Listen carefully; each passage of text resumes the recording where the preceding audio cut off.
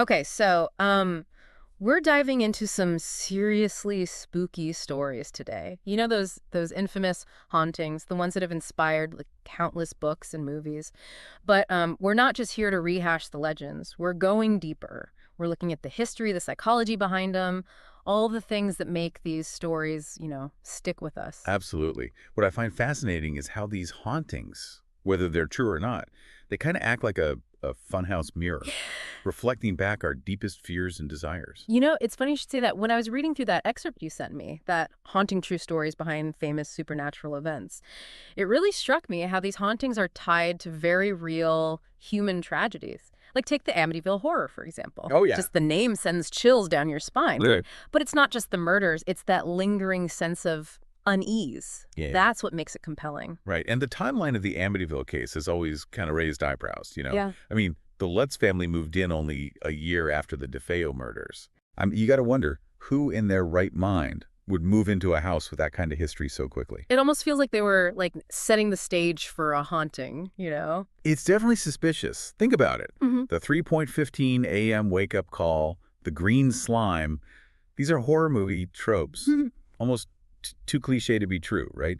It makes you question how much of the haunting was genuine and how much was, shall we say, embellished. Yeah, like they'd been binging scary movies and subconsciously recreated those tropes in their own haunting. Right. That's kind of fascinating. Yeah, Okay, so if Amityville might be a case of life imitating art, then the Enfield poltergeist is all about the power of suggestion, wouldn't you say? absolutely. Yeah, this case with the levitating girl, those eerie voices, it's truly unsettling. And the fact that they're recordings makes it even creepier. Oh, totally. But are you suggesting that those recordings might hold a different kind of truth than people think? Exactly. You see, while Janet Hodgson claimed to be possessed by an old man's spirit, audio analysts have found striking similarities between the ghostly voices and Janet's own voice patterns. Wait, really? What kind of similarity? Well, they found these subtle nuances, intonations, even slight lisps that were common to both. Now, this doesn't completely debunk the Enfield case, but it does make you wonder about the role of subconscious influence, especially when you consider how susceptible children can be to suggestion, especially in high-stress situations. It's like our minds are so powerful they can almost like will these things into existence. Okay, shifting gears here. Let's talk about the Bell Witch. Now, this one isn't just a creepy story. It's practically woven into the fabric of, like, American folklore. Indeed. The Bell Witch, with its vengeful spirit, the physical attacks, even that possible murder, it's about as classic a haunting as you can get. Right. But there's more to it than meets the eye, isn't there? For sure. I mean, that struck me was how the Bell Witch supposedly knew things, family secrets, future events. It's like this story taps into our fascination with like the idea of an oracle, someone who can connect us to the other side. Precisely. You're spot on about the Oracle connection. Think about it. Yeah. Rural Tennessee in the early 1800s. It was a time and place where folklore and superstition weren't just stories. They were deeply held beliefs. So the Bell Witch becomes more than just a haunting. It becomes a manifestation of those beliefs.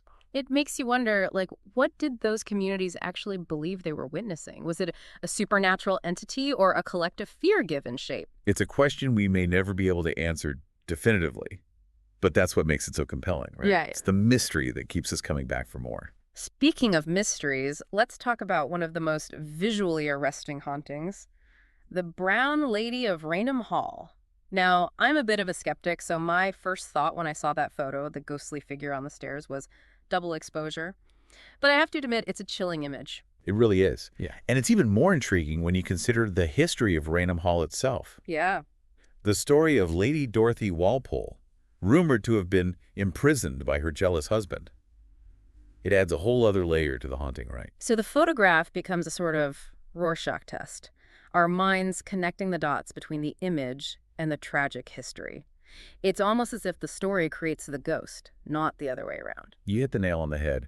Our minds are hardwired to see patterns, to make connections, even when they might not be there. And in the case of the Brown Lady, the tragic history of Raynham Hall creates fertile ground for our imaginations to run wild. We fill in the blanks with our own fears and expectations. Speaking of stories that highlight the darker side of history, the Myrtle's Plantation and the story of Chloe always gets to me. It's a haunting that forces us to confront the very real horrors of slavery. Right. reminding us that sometimes the most terrifying monsters are human. It really is heartbreaking.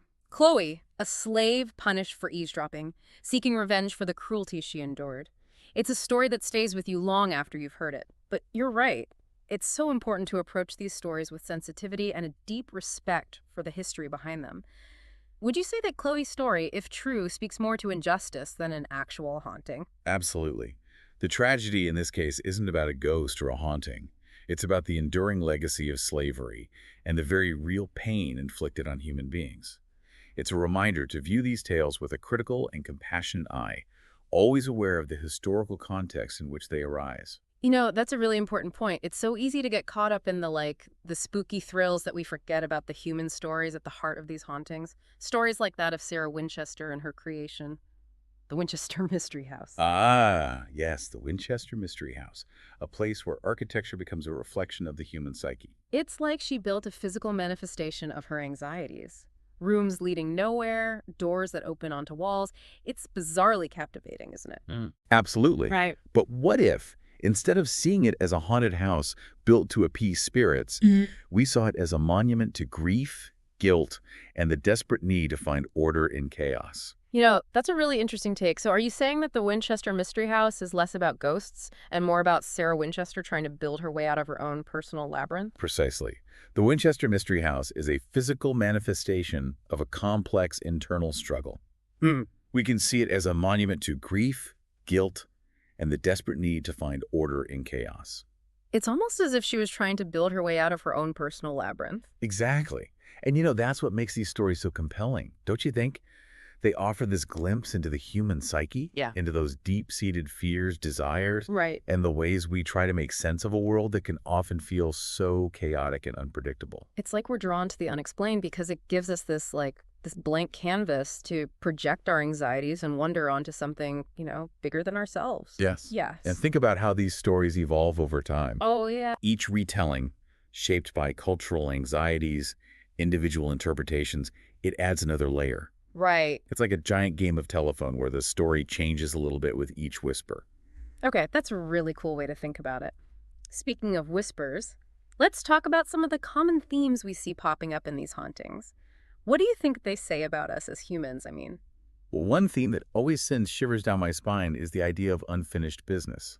Ooh. So many of these hauntings revolve around spirits unable to find peace because of some unresolved issue in their lives.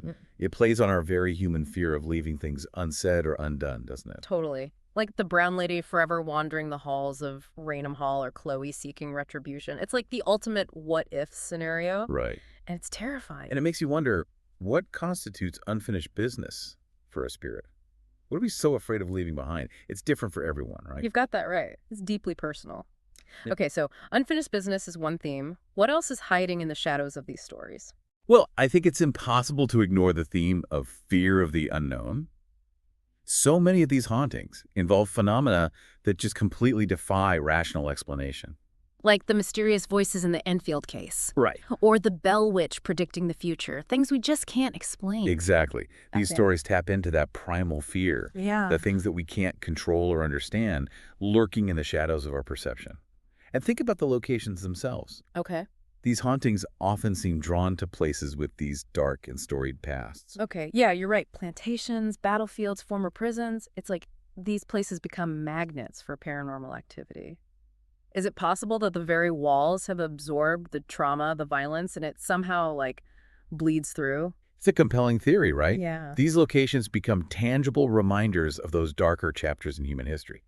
The pain, the suffering, the injustice, they leave a mark on a place, a weight that lingers long after the events themselves have faded into the past. There's something about that idea that just sends chills down my spine.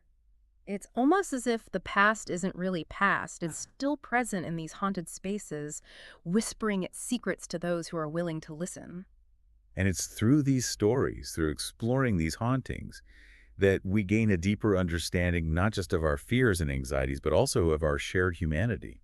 It's about connecting with something larger than ourselves, something that speaks to our deepest fears and our deepest longings. It's like these hauntings, whether they're real or imagined, they hold up a mirror to our collective soul, They show us what we're most afraid of and what we're most drawn to at the same time. Exactly. And isn't it fascinating how these stories endure, how they evolve? It makes you wonder, what stories are we creating right now in our time that'll become the ghost stories of the future? Ooh, that's a great question. What do you think? Will it be the stories of like our hyper-connected world, the fear of technology turning against us, our phones listening to everything? It wouldn't surprise me. Or maybe it'll be the ghosts of climate change, haunting the landscapes we've altered. Oh, wow. Imagine the stories those places could tell, 100 years from now. Now, that's both chilling and thought-provoking. It reminds me that history isn't just dates in a textbook. It's a living, breathing story that we're all a part of. And sometimes those stories, they take on a life of their own, evolving into legends, into those ghost stories that capture our imaginations for generations. Yeah. It's like our way of processing the unknown, wouldn't you say? Absolutely. It makes you realize that our fascination with the unexplained, with those shadowy corners of our understanding, Hmm. well, it's as old as humanity itself, right? It's true. No matter how much we try to explain things away with logic and reason, there'll always be those mysteries that defy explanation. And maybe that's okay. Maybe that's what keeps things interesting, right? Right. So, as we wrap up our deep dive into these infamous hauntings, the true stories behind them, I'm left with this feeling of, I don't know, awe, and maybe a little shiver down my spine, too. As am I. It's a good reminder that the world is this strange and wondrous place, full of mysteries we may never fully understand. And sometimes the most unsettling stories are the ones that hit closest to home, the ones that make us question what we believe and ultimately who we are. Truth is often stranger than fiction. Well, thanks for taking this deep dive with us. I have a feeling we'll be sleeping with the lights on tonight.